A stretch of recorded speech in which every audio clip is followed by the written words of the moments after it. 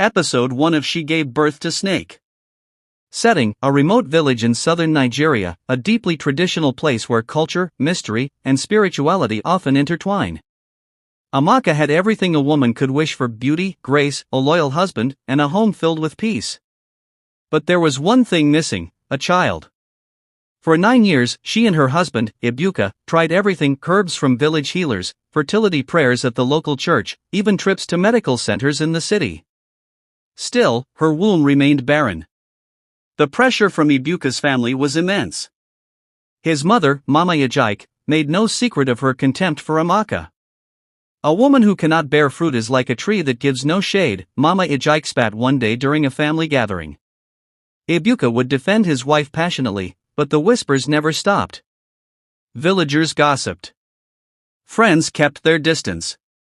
Amaka, once full of laughter and light, became withdrawn. Until the night of the dream. Before we continue, please like, comment, share and follow me for more stories. It came during the peak of rainy season. Amaka lay tossing on their bamboo bed when she found herself standing at the edge of Aji River in a dream. Mist hung thick over the water. Suddenly, a tall, regal woman with flowing silver hair and shimmering skin emerged from the river. Her eyes glowed like moonlight. "You want a child, but can you bear the price?" the woman asked, her voice like wind in the trees. "I want a child more than anything," Amaka replied, her voice trembling. "Then drink," the woman said, offering a gourd filled with a glowing, greenish liquid. Amaka drank. When she awoke, her nightgown was damp. A strange, cold sensation swirled in her stomach. She told no one, not even Ibuka. Please don't forget to like, comment, share and follow. 2 months later, Amaka missed her period.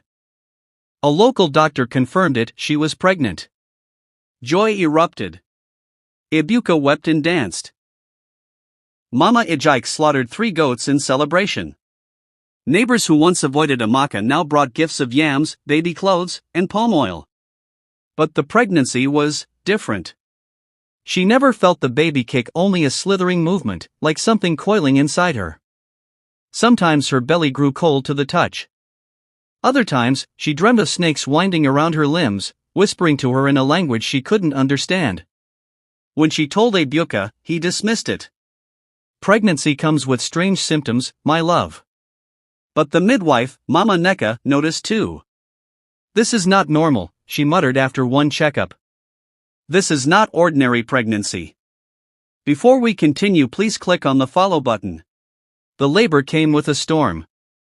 Thunder cracked open the sky as Amaka screamed through pain that felt like her body tearing in half. Candles flickered. The midwife chanted prayers while Ibuka paced outside. Then silence. Then a scream, high, shrill, and full of terror. Ibuka burst into the room.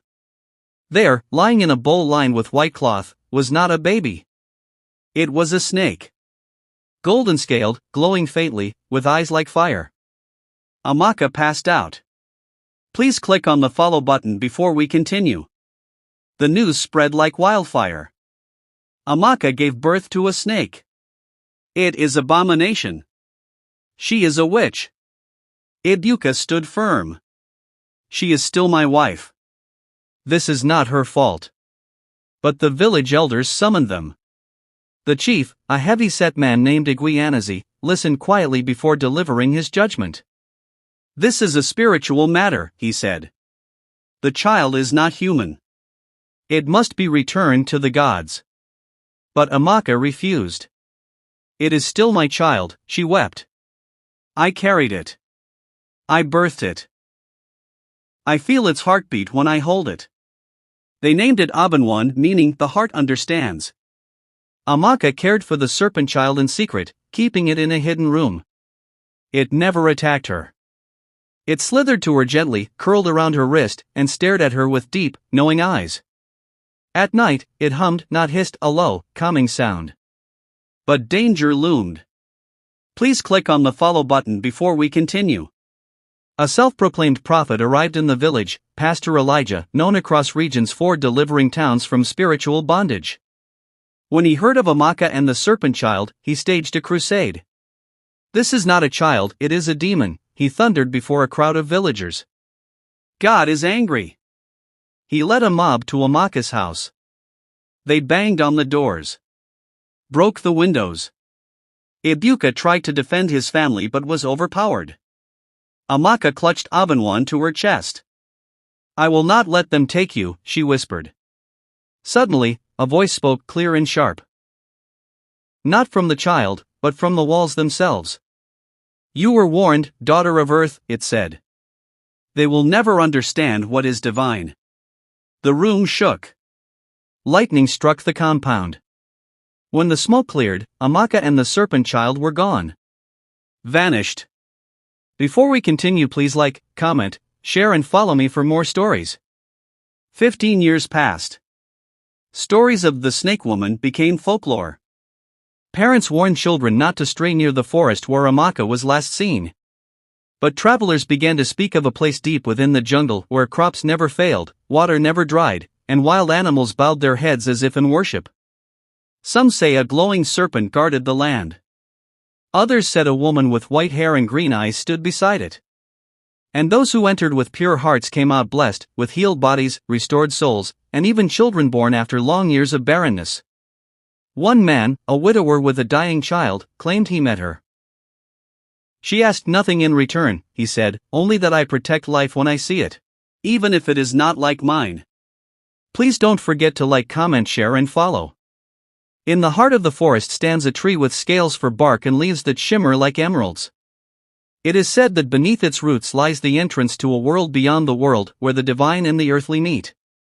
Some say the snake child, Abanwan, still lives, no longer just a snake but something greater.